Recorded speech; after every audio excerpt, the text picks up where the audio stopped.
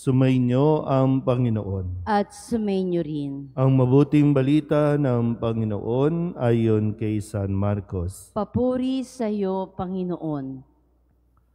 Noong panahong iyon, sina Jesus at ang kanyang mga alagad ay nagdaan sa Galilea. Ayaw na Jesus na malaman ito ng mga tao, sapagkat tinuturuan niya ang kanyang mga alagad. Sinabi niya, ang anak ng tao ay ipagkakanulo at papatayin, ngunit muling mabubuhay sa ikatlong araw. Hindi nila naunawaan ang sinabi niya, ngunit natatakot naman silang magtanong sa kanya. At dumating sila sa Capernaum. Nang sila'y nasa bahay na, tinanong ni Jesus ang kanyang mga alagad, ano bang pinagtatalunan ninyo sa daan? Hindi sila kumibo, sapagkat ang pinagtatalunan nila'y kung sino sa kanila ang pinakadakila. Naupo si Jesus, tinawag ang 12 at sinabi, ang sinumang nagnanais maging una ay dapat maging huli sa lahat at maging lingkod ng lahat. Tinawag niya ang isang maliit na bata at pinatayo sa harapan nila. Pagkatapos, kinalong niya ito at sinabi, ang sinumang tumanggap sa isang maliit na batang tulad nito, alang-alang sa akin, ay tumatanggap sa akin. At sino mang tumanggap sa akin, hindi ako ang kanyang tinatanggap, kundi ang nagsugo sa akin. Ang mabuting balita ng Panginoon. Pinupuri ka namin, Panginoong Hesukristo. Isang magandang umaga po sa inyong lahat. Ngayon po ay Martes ng ika-7 linggo sa karaniwang panahon at ngayon ay ginugunita natin ang ika-39 na anibersaryo ng People Power, no? EDSA Revolution, kung saan marami sa inyo, no? Nandoon ba kayo sa EDSA? Nakibahagi? Nagpunta kayo doon, no? At naranasan ninyo mismo, no, yung mapayapang revolusyon, no? Dahil sa panalangin, sa sama-samang panalangin ay nabago ang pamamaraan ng gobyerno, ginising at namulat ang marami sa maling mga pamamalakad, no? Hindi naman talaga tayo dun sa tao, no, na nagagalit, kundi sa kanilang pamamaraan. Dahil sila mismo ay hindi nagkakasundo, sila mismo ay hindi nagiging maayos ang ugnayan. Kaya nga maganda po, no, na sa pagdiriwang na ito, isama pa rin natin at patuloy natin ipagdasal ang mga nanunungkulan sa ating pamahalaan. Lahat naman po sila, no, ay mayroong magandang hangarin. Lahat yan. Kaya lang, pag nandoon na, dahil matindi ang tukso, matindi ang laban, marami sa kanila ang bumibigay at nawawala sa magandang layunin, kundi nauuwi doon sa mga pansarili na lamang. Lalo na kapag pinag-uusapan ng posisyon, na nakaakibat sa posisyon ang pera, nakaakibat din ang kasikatan.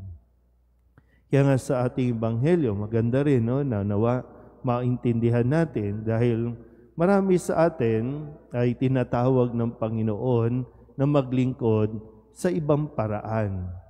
Pero lahat naman tayo, makaramihan sa mga nasa gobyerno, Katoliko, pero dahil nakakalimutan nating intindihin na ang lahat ng ito ay tawag ng Diyos para sa kanila, mga dating mga nagsisimba, ngayon ay hindi na nagsisimba. Dating mga kumikilala sa Diyos, pero napalitan na ito at ang mas kinikilala ay ang tao. Kung hindi man ibang tao, walang ibang kinikilala kundi ang kanilang sarili. Kaya nga sabi dito, no, ang mga alagad na pagdating ng araw, sila ang manunungkulan. Pagdating ng araw, sila ang maglilingkod sa mga tao. Yung mga pinaglilingkuran ni Jesus, ginagawa ni Jesus, sila ang gagawa nito. Kaya mahalaga na matuto ang mga alagad na ito kay Jesus. Sa umpisa, medyo malabo pa para sa kanila ang lahat ng itinuturo ni Jesus. Kaya nga sabi niya, nung ipaliwanag ni Jesus sa kanyang mga alagad, na ang anak ng tao ay dapat magbata ng hirap, ipagkakanulo, papatayin, muling mabubuhay. Ipinapaliwanag niya kung ano ang dapat niyang harapin, dapat niyang tanggapin. Pero dito sa ikalawang bahagi, napansin ni Jesus na mayroong pinagtatalunan ang mga alagad. At ano ang pinagtatalunan? Sino sa kanila ang pinakamagaling? Sino ang pinakadakila? Yun ang pinagtatalunan. Tinanong niya ni Jesus. Kaya ipinapaunawa niya kung sino ang gustong maging pinakadakila, dapat siyang maging huli sa lahat.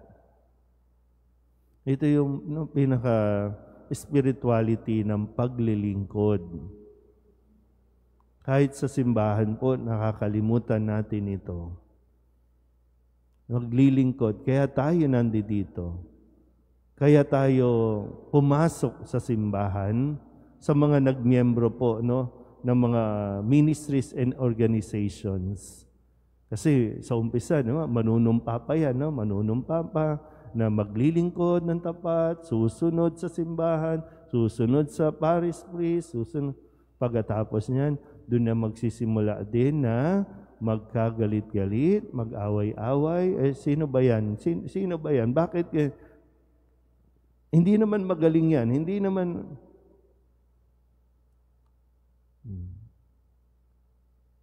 Pinagtatalunan, pinag-aawayan, maging sa mga posisyon po, no?